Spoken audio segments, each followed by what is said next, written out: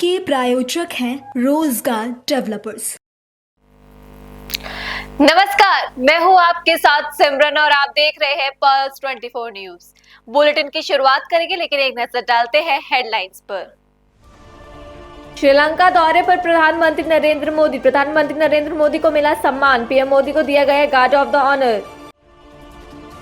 दिल्ली में कांग्रेस अध्यक्ष मल्लिकार्जुन खड़गे और नेता प्रतिपक्ष राहुल गांधी ने दी श्रद्धांजलि। पूर्व डिप्टी पीएम और जगजीवन राम की जयंती पर उन्हें श्रद्धांजलि अर्पित की।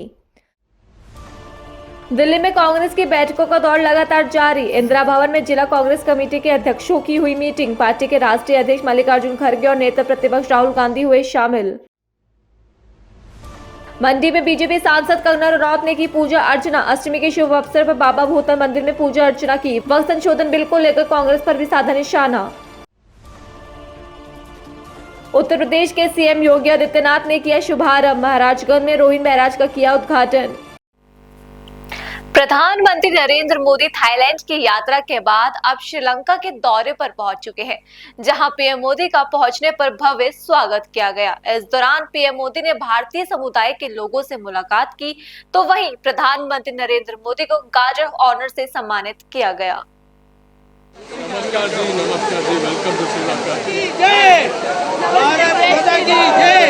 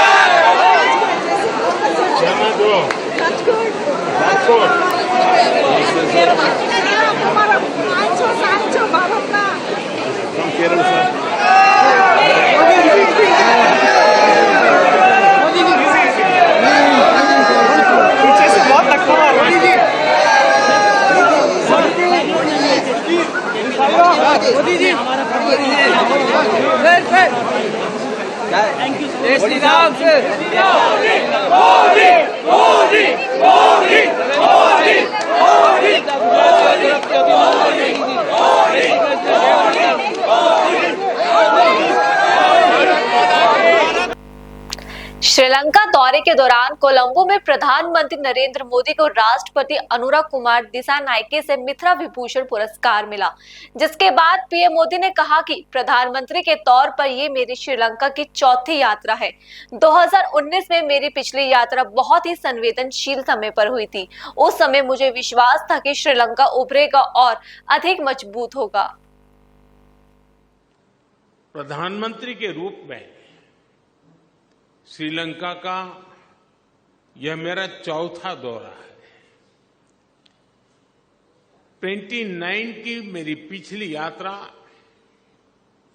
एक बहुत ही संवेदनशील समय पर हुई थी। उस समय मेरा विश्वास था कि Sri Lanka will rise and rise stronger.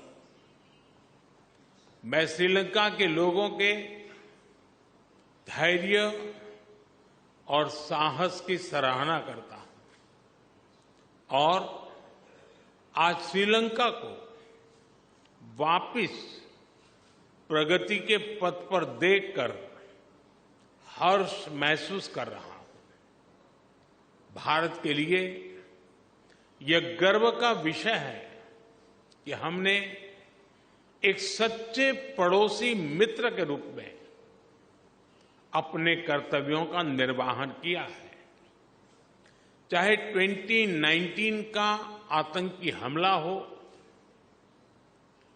Covid महामारी हो या हाल में आया आर्थिक संकट, हर कठिन परिस्थिति में हम श्रीलंका के लोगों के साथ खड़े रहे हैं।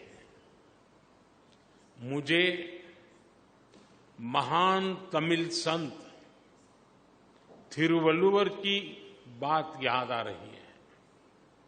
उन्होंने कहा था, शेयर करिए याबुल नटपिण आदुपुल वेणेक्करिए याबुल कापू, अर्थात चुनौतियों और शत्रुओं के विरुद्ध एक सच्चे मित्र और उसकी मित्रता की ढाल से बढ़कर और क्या सुरक्षा हो सकती है। दिल्ली में पूर्व उप प्रधानमंत्री जगजीवन राम की जयंती पर कांग्रेस अध्यक्ष मल्लिकार्जुन खड़गे और नेता प्रतिपक्ष राहुल गांधी ने श्रद्धांजलि अर्पित की। इस दौरान कांग्रेस के अन्य नेताओं ने भी नमन किया।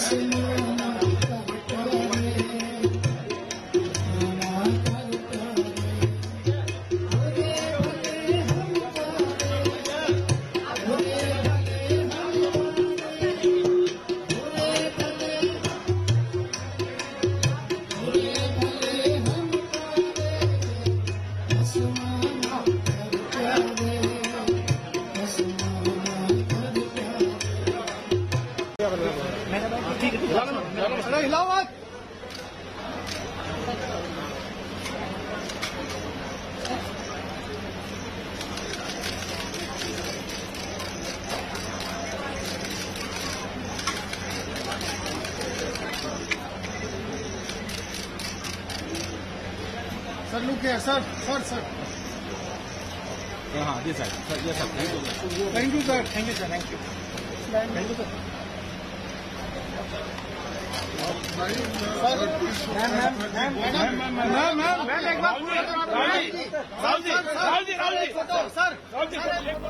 दिल्ली में आजकल कांग्रेस की बैठकों का दौर लगातार जारी है।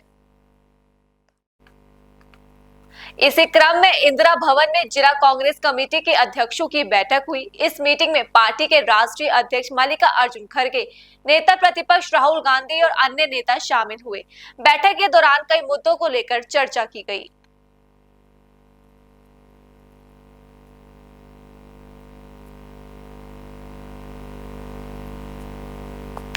वक्फ संशोधन विधेयक पर अभी तक वाद विवाद का दौर थमा नहीं है।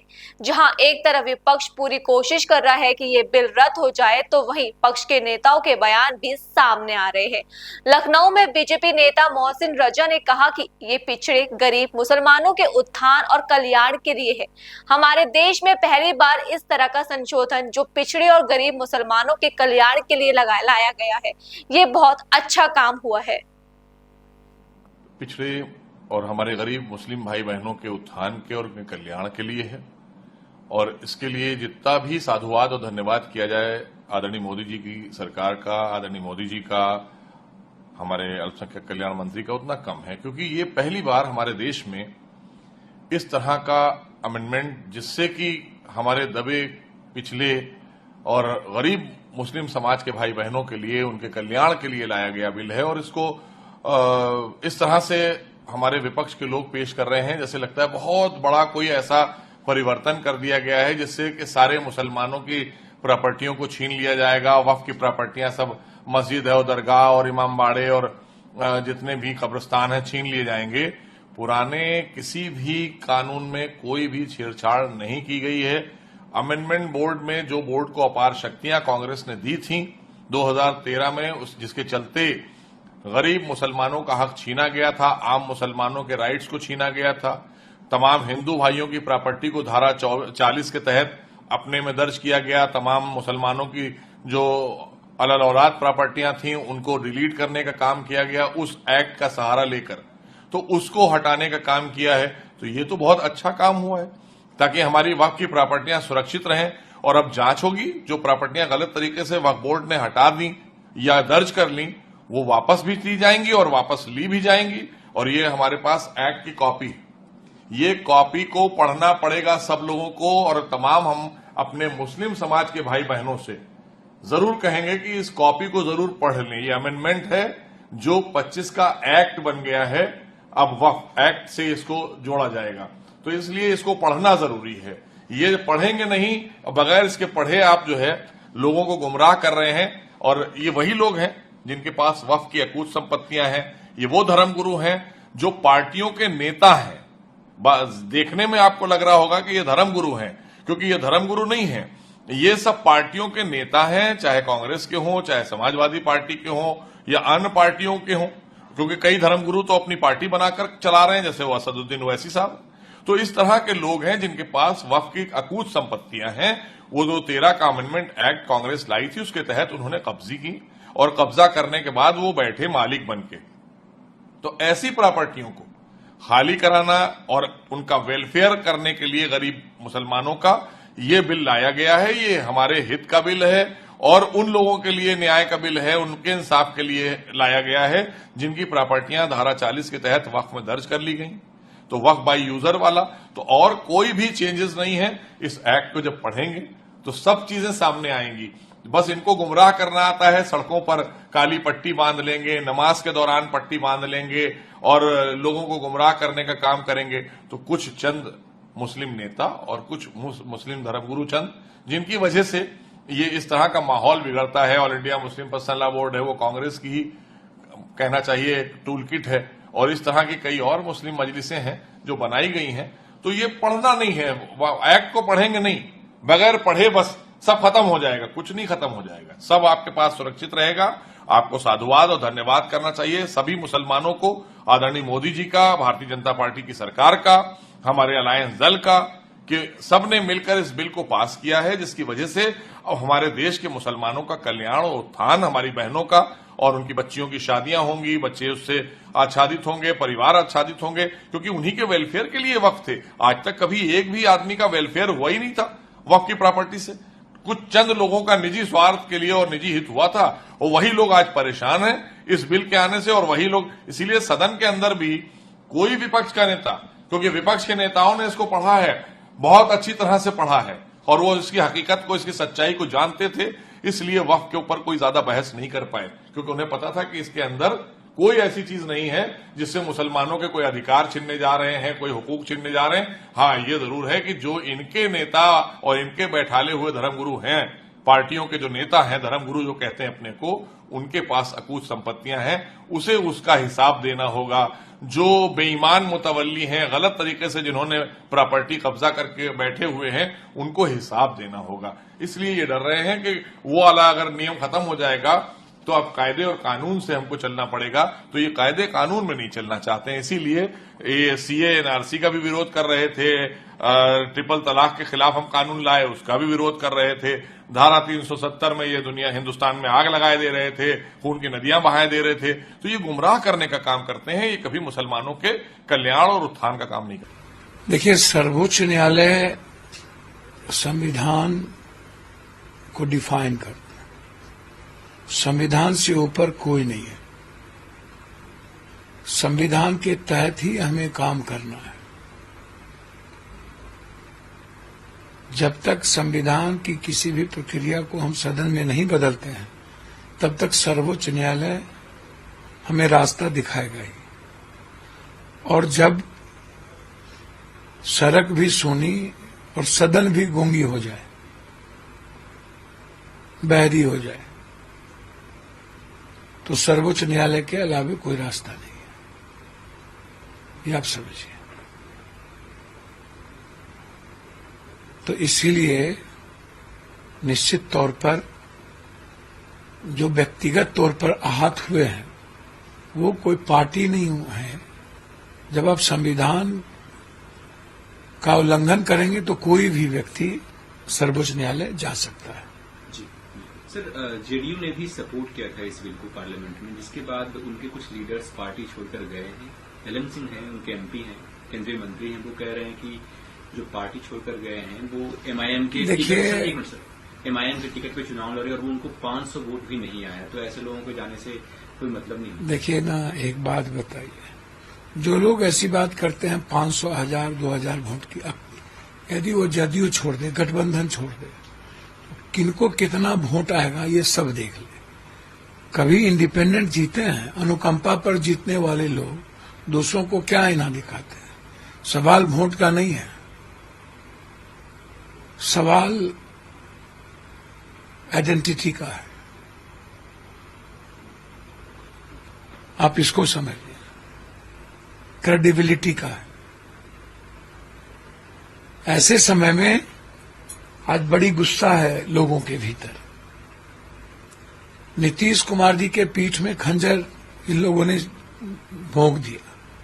नीतीश कुमार जी के पूरे जीवन की किए हुए कमाई को इन लोगों ने समाप्त कर दी।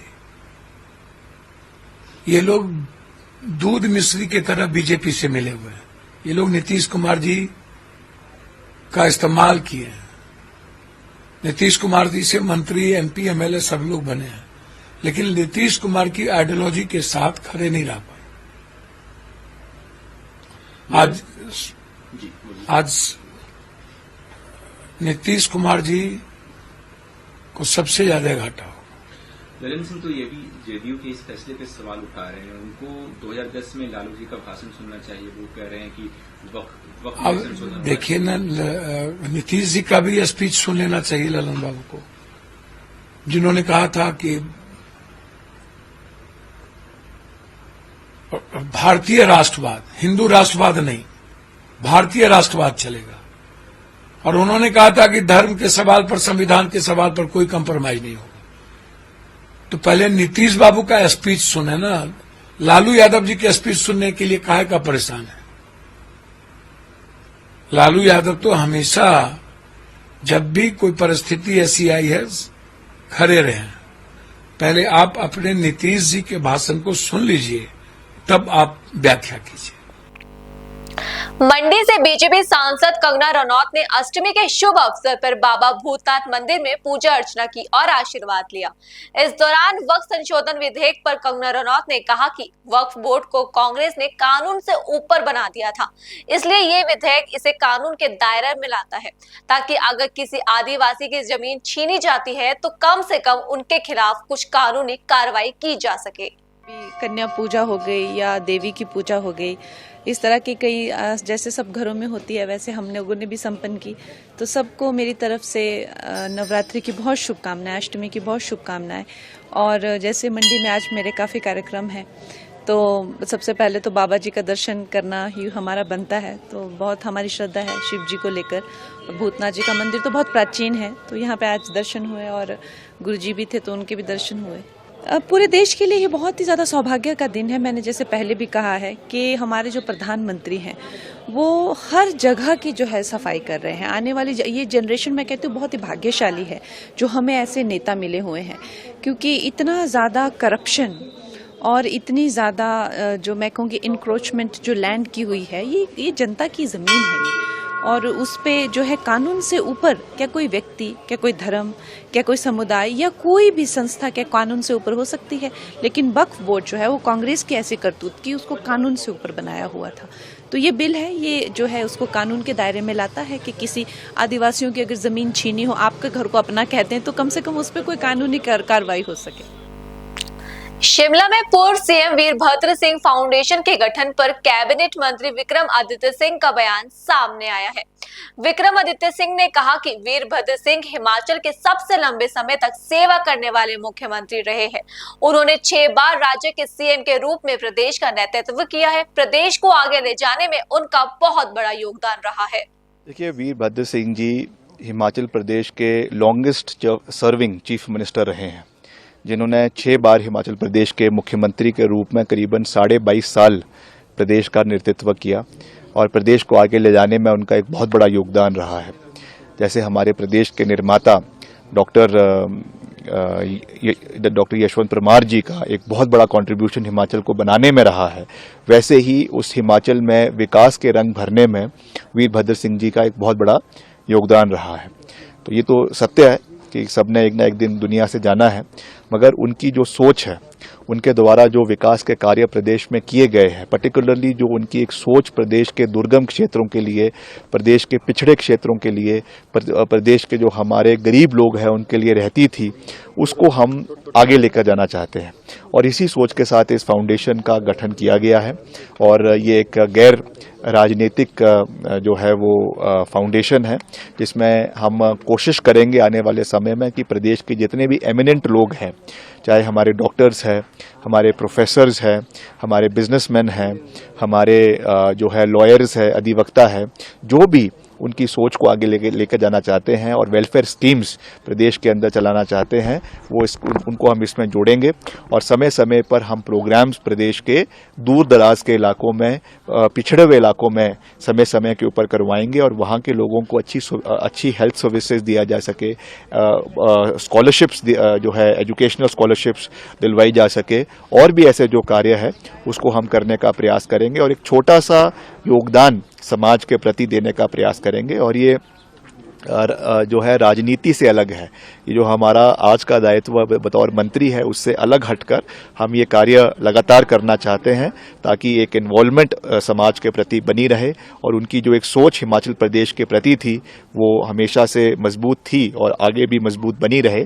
इस सोच के साथ हमने इसका गठन किया है और इसकी शुरुआती तौर पर पहला कार्य जो हम करने जा रहे हैं वो मैं धन्यवाद भी करना चाहता हूं हमारे प्रदेश के माननीय मुख्यमंत्री ठाकुर सुखविंदर सिंह सुक्खू का, जिन्होंने जो है रिज के ऊपर जो हमारा ऐतिहासिक रिज मैदान है शिमला का, वहां पर डॉक्टर परमार जी के प्रतिमा के साथ जो है वो उनकी स्टैच्यू को बनाने का सरकार ने अनुमति दी है और इसको हम उनके जो बर्थ एनिवर्सरी है उनका 23 जून को, उस दिन उसका जो है वो अनवीलिंग करवाई जाएगी, क्योंकि सब पूरे प्रदेश के लोग उनको ट्रिब्यूट देना चाहते हैं, तो इसलिए उसको हम वहाँ पे करेंगे। और आने वाले समय में जैसा मैंने कहा कि जो उनकी सोच थी हिमाचल प्रदेश के प्रति, हिमाचल प्रदेश के लोगों के प्रति, खास करके जो हमारे दूर दराज के लोग हैं, नीडी लोग हैं, जो अच्छी शिक्षा पाना चाहते हैं मगर कभी कभी because of lack of financial funds, availability of funds की वजह से वो हायर एजुकेशन प्राप्त नहीं कर पाते या स्कॉलरशिप्स नहीं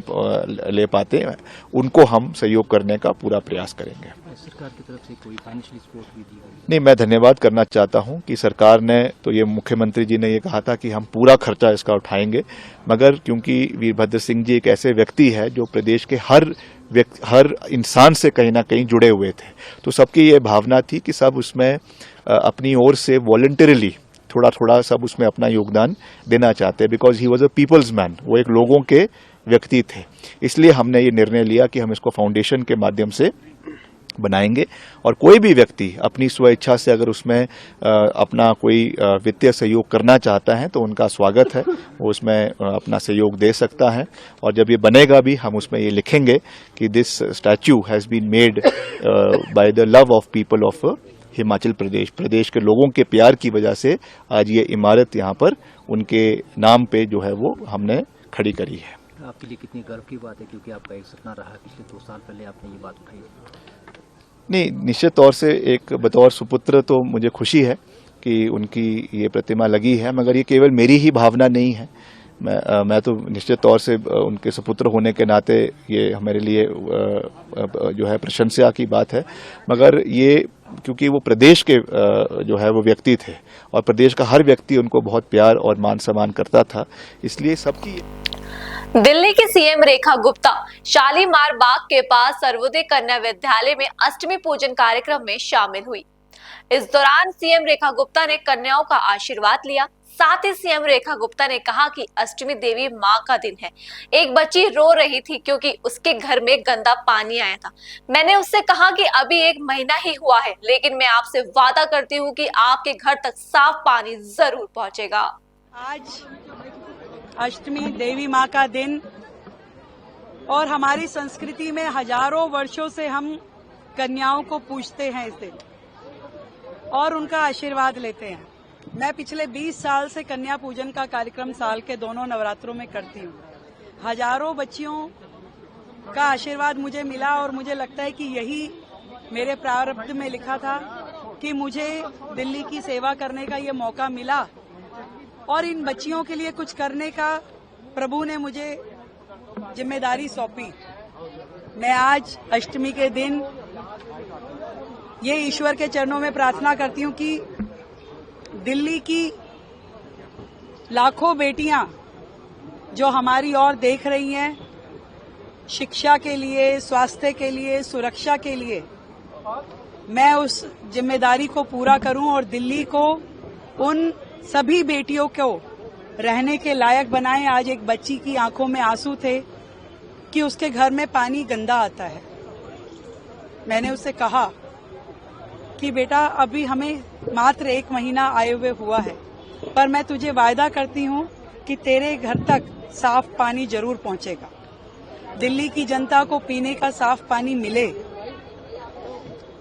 और सुरक्षा मिले, स्वास्थ्य मिले। आज स्वास्थ्य की दृष्टि से मुझे खुशी है कि आदरणीय प्रधानमंत्री नरेंद्र मोदी जी द्वारा शुरू की गई आयुष्मान योजना का MOU केंद्र सरकार के साथ दिल्ली सरकार आज साइन कर रही है और दिल्ली को हम स्वास्थ्य लाभ अब दे पाएंगे, जिससे दिल्ली अभी तक वंचित थी। दिल्ली की जनता को ढेरों बधाई देती हूँ कि अब से ये योजना उनके निमित्त यहाँ उन्हें मिल पाएगी, इसका लाभ मिल पाएगा। और बाकी योजनाएं भी जो हमने दिल्ली के लोगों को, दिल्ली की बहनों को, दिल्ली की बेटियों को कहा है, धीरे धीरे करके हम सारी योजनाओं को लागू करेंगे। आज 43 दिन की इस सरकार के द्वारा जो भी काम पिछले दिनों हो पाए, बजट से लेकर के अन्य योजनाओं तक, एक भी दिन सरकार का खाली ना जाए। जनता के हित के काम हो, जनता की सेवा के काम हो, नरेंद्र मोदी जी के नेतृत्व में दिल्ली प्रगति की राह पे नित नए दिन चलती रहे, ये हमारी जिम्मेदारी है, इस सरकार की जिम्मेदारी है। और यही जिम्मेदारी की प्रतिबद्धता फिर से मैं एक बार आज के इस दिन करती हूँ कि माँ का आशीर्वाद हमें मिले और पूरी दिल्ली को मिले, पूरे देश को मिले और देश और दिल्ली प्रगति करे। उत्तर प्रदेश के सीएम योगी आदित्यनाथ महाराजगंज के दौरे पर रहे। इस दौरान सीएम योगी ने नौतन नवा ब्लॉक में रोहिन बैराज का उद्घाटन किया। साथ ही जनसभा को सीएम योगी ने संबोधित किया। सीएम ने कहा कि पीएम नरेंद्र मोदी के नेतृत्व में पूरा देश एक नए भारत का अगवा बन रहा है, जहां बिना किसी भेदभाव के सभी लोग योजनाओं का लाभ मिलता है। बहनों और भाइयों, यही नया भारत है जहां बिना भेदभाव के कार्य होता है। प्रधानमंत्री मोदी जी के नेतृत्व में आज पूरा देश एक नए भारत का दर्शन कर रहा है, जो भारत बिना भेदभाव के योजनाओं का लाभ सबको देता है।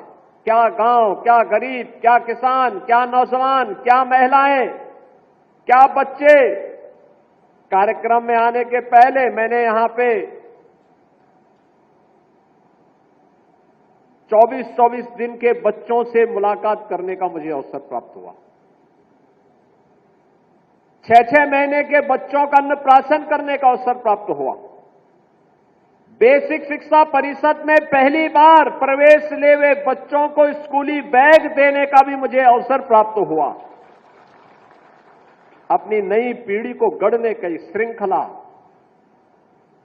और साथ साथ यहां की विकास की इस 650 करोड़ रुपए की परियोजनाओं के साथ आज अष्टम तिथि पर आपके साथ महाराजगंज जनपद के साथ जुड़ने का मुझे अवसर प्राप्त हो रहा है। बहनों और भाइयों, पिछले 10 वर्ष में प्रधानमंत्री मोदी जी ने इस पूरे देश की कायाकल्प की है। हर एक क्षेत्र में भारत आज विकास की नई बुलंदियों को छू रहा है। आज से 10 वर्ष पहले भारत दुनिया की 11वीं अर्थव्यवस्था माना जाता था। आप याद करिए, 1947 से लेकर के 2014 तक इन 70-72 वर्षों में भारत मात्र 11वीं अर्थव्यवस्था बन पाया था। यानी भारत से अर्थव्यवस्था के मुद्दे पर दुनिया के 10 देश आगे थे और मात्र 10 वर्ष में प्रधानमंत्री मोदी जी के चमत्कारिक नेतृत्व में भारत आज दुनिया की 5वीं बड़ी अर्थव्यवस्था बन गया है और अगले 2 वर्ष में ये 3री बड़ी अर्थव्यवस्था बनने वाला है। बहनों और भाइयों, आज हर एक क्षेत्र में कार्य हो रहे हैं। सड़कों के बड़े बड़े हाईवे बन रहे हैं, ड्राई पोर्ट बन रहे हैं। महाराजगंज में भी एक ड्राई पोर्ट बन रहा है, सोनौली बॉर्डर पर हाईवे बन रहे हैं। रेलवे की नई नई लाइन बिछ रही है, आनंद नगर से महाराजगंज होते हुए सिसवा तक रेलवे की एक नई लाइन बिछाने की कार्रवाई आगे बढ़ने जा रही है। मेडिकल कॉलेज बन रहे हैं, गांव गांव की कनेक्टिविटी अच्छी हो रही है। हर घर बिजली के बाद अब हर घर नल की योजना साकार होने जा रही है। विकास के कार्य क्या रेल का हो, क्या सड़क का हो, वाटरवे का हो, मेट्रो का हो, रोपवे का हो, ये सभी एक एक करके साकार होते हुए जा रहे हैं। एक तरफ ये कार्य युद्ध स्तर पर आगे बढ़ते हुए दिखाई दे रहे हैं, तो बहनों और भाइयों, दूसरी ओर लोक कल्याण के कार्यक्रमों को भी प्राथमिकता के साथ आगे बढ़ाया जा रहा है। लोक कल्याण के कार्य, कोई कल्पना करता था देश के अंदर 80 करोड़ लोग फ्री में राशन की सुविधा का लाभ प्राप्त कर रहे हैं, आज हो रहा है। 50 करोड़ से अधिक लोगों को 5 लाख रुपए की स्वास्थ्य बीमा का सुविधा प्राप्त हो रही है। याद करिए 50 करोड़ लोगों को 5 लाख रुपया प्रतिवर्ष स्वास्थ्य बीमा का कवर। 12 करोड़ घरों में शौचालय बन गए, 10 करोड़ घरों में उज्ज्वला योजना का कनेक्शन पहुंच गया देश के अंदर, 4 करोड़ लोगों के घर बन गए, 3.5 करोड़ लोगों के घरों में बिजली पहुंच गई, करोड़ों लोगों को देश के अंदर रोजगार और नौकरी के साथ जोड़ने का कार्य हुआ।